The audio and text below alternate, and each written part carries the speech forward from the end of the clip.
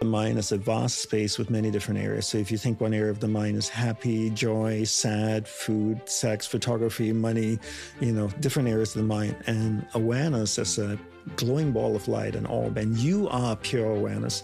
You're traveling to different areas of the mind. And wherever awareness goes in the mind, it lights up that area and you become conscious of it. So if awareness goes to the anger area of the mind, it lights up that area and you all of a sudden go, oh, I'm angry. But what you should be saying is, I'm in a place in the mind called anger. I chose to be here. As easily I can remove myself from here and move to another area of the mind. And I give the analogy of a mansion. So imagine a mansion with 100 rooms, and every room is a different state of mind or area of the mind. So one room is anger, one room is happiness, one room is jealousy. I walk in the mansion, I'm pure awareness. I climb up the stairs, walk down the hallway, I open the door, I go into the angry room, and I close the door behind me. And I am in rage. I come out of the room, I walk down the hallway, I open another room, I enter that room, I'm in the room of happiness. And once you realize that you're not the mind, rather your awareness moving within the mind, now you have a choice every day to either choose where you want to go or allow your environment, the people and things around you, to dictate where you want to go. Because if I told you to wake up tomorrow morning and meditate and do yoga and breathe, you're going to go like, I don't have time for this, right?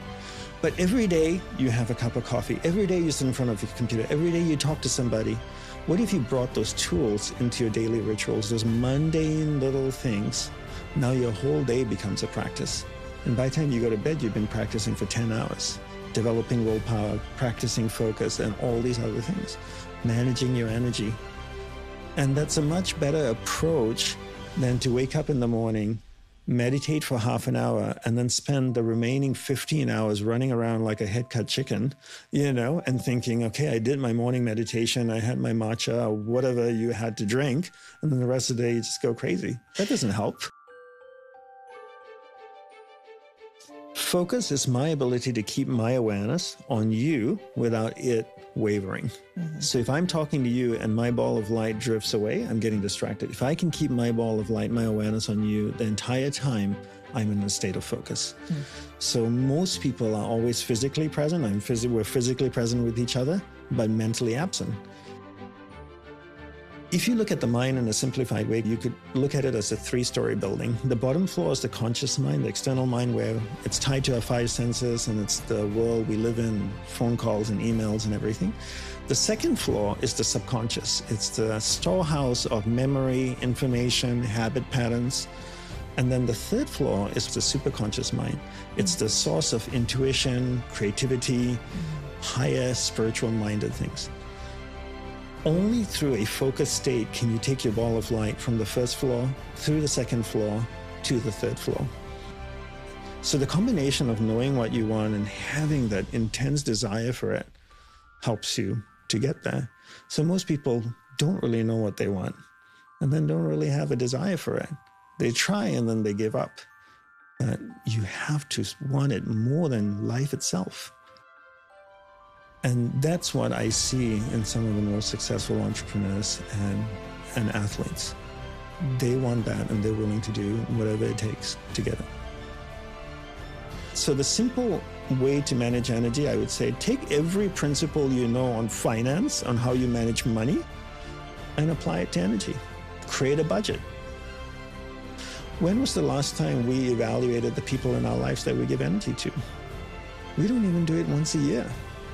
Every year around November, December, I have a list of all the people I'm actively involved with, and I assign statuses to them and how much energy I'm giving. Because I have a finite amount of energy. Then I reallocate energy. So if Steve has been about time management, it's about managing energy. I could spend 5 minutes with you, and if I'm completely focused, you get all my energy in that 5 minutes. Or I can spend half an hour with you, and my ball of light's all over the place, and that's where my energy is going. And in that half an hour, you only get a tiny piece of energy. Mm. That's why, for me, focus is so important, because when I focus, that's where my awareness is going, and that's where my energy is flowing.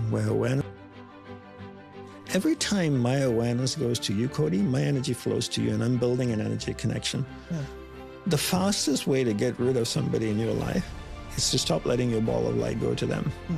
Because Imagine if my ball of light's a watering can, and the water in the watering can is energy. Every time my ball of light goes to you, I'm watering my connection with you. And I'm building that energy connection with you. So if I want to get rid of somebody in my life, I just move my ball of light away from them. They no longer get energy, and it just starts to wither away and go away.